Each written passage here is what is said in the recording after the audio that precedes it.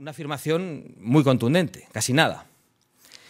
Comparto el análisis, aunque no la desesperanza, quizá por razones generacionales. Yo tengo esperanza en España, en la nación, en la capacidad de unas minorías patriotas y generosas que puedan liderar a la sociedad española para un cambio de rumbo, o al menos para tener un rumbo seguro y cierto.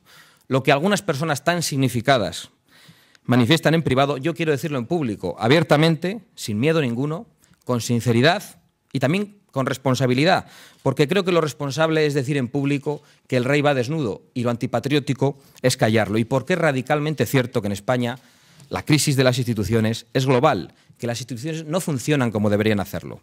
Empecemos por lo incontestable, el Tribunal Constitucional no funciona. Y si esto fuera falso, hace tiempo que habría resuelto la mayor crisis territorial y nacional a que accede en la España constitucional, que es la provocada por el Estatuto de Cataluña. El Tribunal Constitucional no funciona, entre otras razones, porque el Gobierno de la Nación y las propias Cortes Generales no se han atenido a la Constitución y porque son ellos, al fin y al cabo, quienes determinan en su mayor parte la composición del propio Tribunal Constitucional.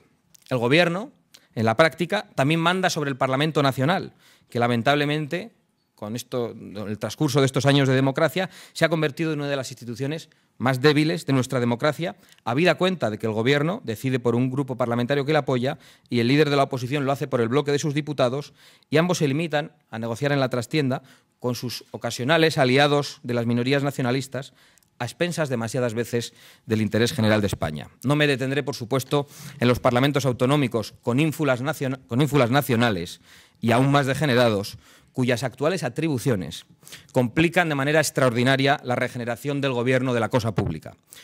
Es, como no, también el gobierno de turno, en combinación con los portavoces parlamentarios, a partir de unas negociaciones perfectamente opacas, el que maneja a través de un sistema de cuotas el Poder Judicial, convirtiendo a este, además de al legislativo, en correa de transmisión del Poder Ejecutivo.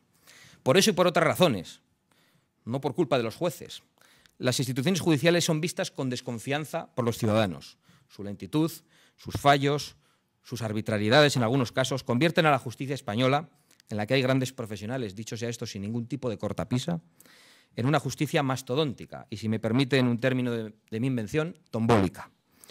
¿Cómo pueden funcionar las cosas en España si quien pretende manejarlo todo no sabe?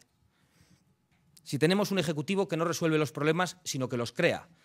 El caso de la Lacrana o el rosario de reformas estatutarias avaladas desde Moncloa valen como alegoría de la incapacidad gubernamental. Sin duda, la actuación del actual Gobierno es, en ese sentido, el mayor ejemplo de improvisación caótica de toda la democracia española. Ceremonia improvisadora a la que se han sumado todos, sin recato, cuando coyunturalmente les ha convenido o nos ha convenido. ¿Qué decir del manejo partidista de las cajas de ahorros en plena crisis y del resto de instituciones económicas decidiendo a salto de mata y viviendo de la deuda y, por lo tanto, del dinero que aún no han producido nuestros hijos y nietos? Y de la crisis de legitimidad, de liderazgo y de la ausencia de democracia interna real en los partidos políticos, y de unos sindicatos adictos al poder, cegados en muchos casos por la ideología de clase y parásitos de las cuentas públicas, o de la rendición completa de todas las instituciones públicas ante la pitada organizada contra el rey y el himno nacional en Mestalla, o del fracaso de la candidatura de Madrid 2016, que alguno dirá, ¿por qué dice esto? Entre otras razones, por una muy silenciada, pero señalada en el informe del Comité Olímpico Internacional. En España no está claro quién manda. ¿Qué institución tiene la última palabra? ¿La local, la autonómica o la nacional? Es así. Fuera nos ven como un pollo sin cabeza, como un Estado decapitado. Francamente, yo creo que no exagero si digo que la crisis es generalizada y que la metástasis afecta a todo el cuerpo institucional español. Haré una predicción, con ánimo de equivocarme, no, porque hay dos alternativas. En 5, en 10, en 15 años, la España que conocemos será otra, muy distinta a esta en la que hoy vivimos, a la que, francamente, creo que le llega a su fin. Entonces no valdrán las medias tintas. O la corrupción será generalizada, el Estado confederal y el relativismo moral absoluto, o no será así porque tendremos una España más unida, con unas instituciones públicas regeneradas, tras haber hecho verdaderas reformas en el sistema político y trascendentales cambios en la realidad española. Yo no sé qué será lo que venga, pero será nuevo y será distinto, y de eso no tengo ninguna duda. Porque ante un proceso de disolución como el que vivimos, solo cabe o su aceptación o la formulación de un programa de reforma y de regeneración.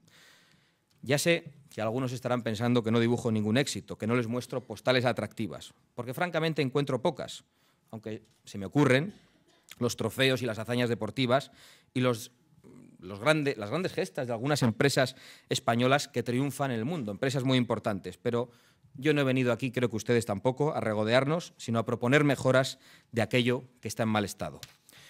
Por supuesto, uno de los problemas más graves que tenemos los españoles y que tiene que ver con la hondísima crisis nacional que padecemos, hunde sus raíces en profundísimos debates de carácter historiográfico. Su primera manifestación se percibe en el rechazo que sentimos hacia nosotros mismos como colectividad y hacia nuestro devenir histórico. Es una reactualización de la vieja leyenda negra sobre nuestra historia que ha contagiado a numerosos españoles a lo largo de la historia, a lo largo de todos los tiempos, y que impugna globalmente, sin concederles ningún mérito, los hechos más significativos, trascendentales y valiosos, a pesar de los claroscuros, faltaría más, de nuestro pasado común. La Reconquista, el descubrimiento y la gran obra civilizadora que dio lugar a la hispanidad, que es sin duda una de las más decisivas empresas para la occidentalización del orbe, así como también a la guerra de la independencia y al constitucionalismo gaditano. Ese rechazo a nosotros mismos nos lastra, nos hace arrastrarnos y ser débiles como un gigante con los pies de barro.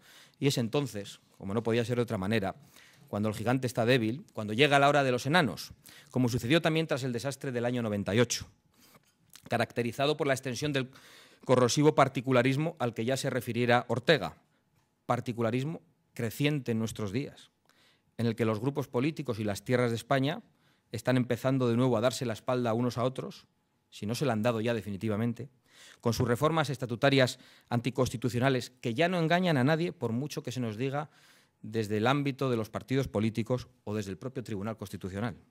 Tan grave es este problema que conferencia aparte merecería la crisis territorial de la suicida España autonómica, los blindajes de las aguas de los ríos, la locura urbanística española en manos demasiadas veces de los poderes caciquiles y corruptos de las corporaciones locales, los parques nacionales como el de Covadonga troceados por el autonomismo rampante y la absurda interpretación, en este caso, del Tribunal Constitucional, la protección civil antiincendios maniatada por la normalización lingüística, traductores de español catalán con una delegación de Nicaragua en el Parlamento de Cataluña y el no va más, refrendos separatistas o farsas en medio centenar de ayuntamientos de Cataluña. Dichos sean como ejemplos paradigmáticos de esa cacareada España plural que está dotada de una estructura territorial que se ha convertido en un sistema degradado y descompuesto con una deriva progresivamente, y esto hay que decirlo claro, antinacional, liberticida, antiigualitaria, ineficiente y costosísima. Porque es así, y yo creo que nadie sensato que no tenga oscuros intereses pueda impugnarlo. A día de hoy las instituciones autonómicas conforman un Frankenstein territorial hecho de trozos, tambaleante, que camina desnortado, sin meta, sin objetivo, alienado como España, carente de un proyecto común, de un sitio en el mundo, de una intención, de un destino compartido y paralizado, boquiabierto e incapaz de acometer las importantísimas reformas estructurales y mentales que necesita la España por venir. Sin ninguna duda, falta patriotismo, falta proyecto y sobra egoísmo y sobran proyectos propios. Y esto tiene mucho que ver con la desmoralización de España.